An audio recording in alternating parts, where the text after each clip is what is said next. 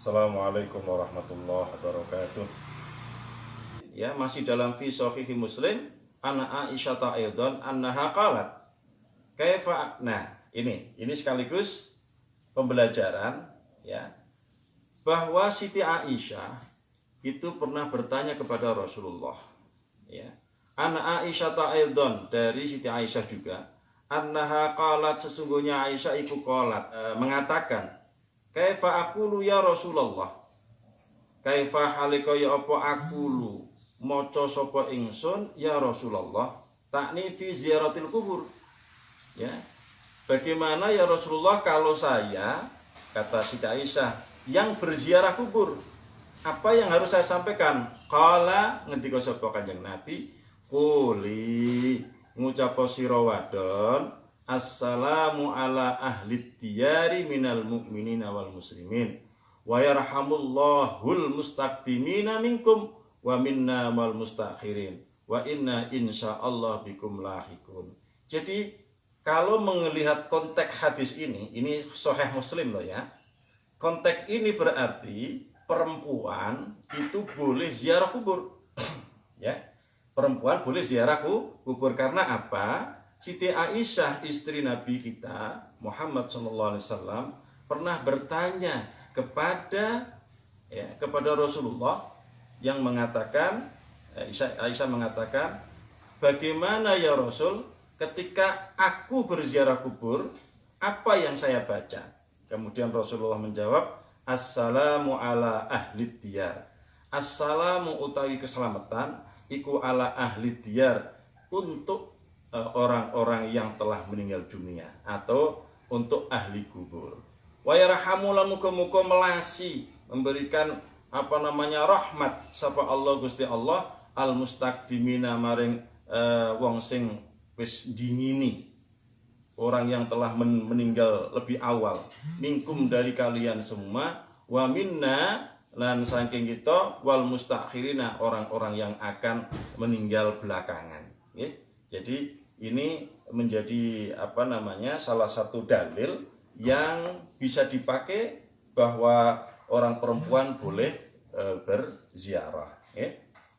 Mayoritas ulama Hambali mengatakan bahwa wanita boleh melakukan ziarah kubur dan bahkan sunnah sebagaimana kesunahan pada laki-laki.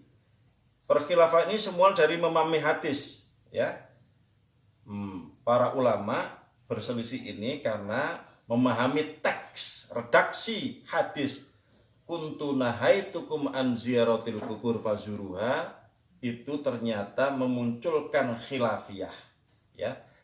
Berbedanya inilah semoga menjadi rahmat ya, jangan kemudian ketika berbeda kemudian seakan-akan paling benar. Ini yang sering dilakukan oleh Wahabi, mengaku paling benar orang ziarah kubur haram, ziarah kubur musyrik.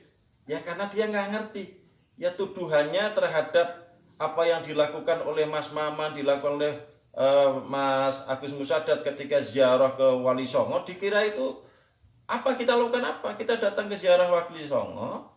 Itu yang saya tahu dan yang kita lakukan ya, karena kita sering hampir setiap tahun lah katakanlah kita berziarah kepada para wali kita, para ulama kita, para orang-orang soleh.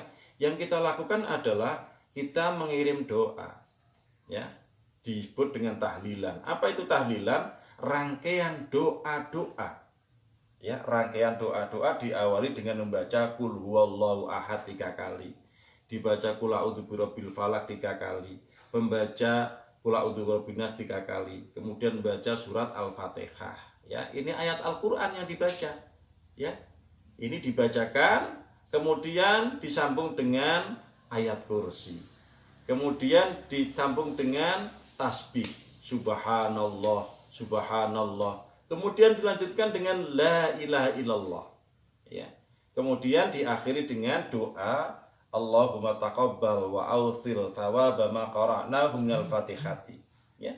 Jadi ketika orang-orang seperti yang dilakukan oleh kaum Nahdliyin yang berziarah kubur, mereka berdoa. Lah berdoa kok dianggap ta'abud? Ini pemahaman yang salah oleh kelompok Wahabi yang mengatakan ziarah kubur itu syirik. Ya, ziarah ke wali songo syirik, musyrik. Loh, kok musyriknya di mana? Padahal yang kita lakukan adalah berdoa. Kita bukan ta'abbud. Apa itu ta'abbud? Kita tidak melakukan penyembahan kepada wali. Ya, yang kita sembah tetap Allah. Kita berdoa untuk Allah. Kita mohon kepada Allah, nggak ada yang lain.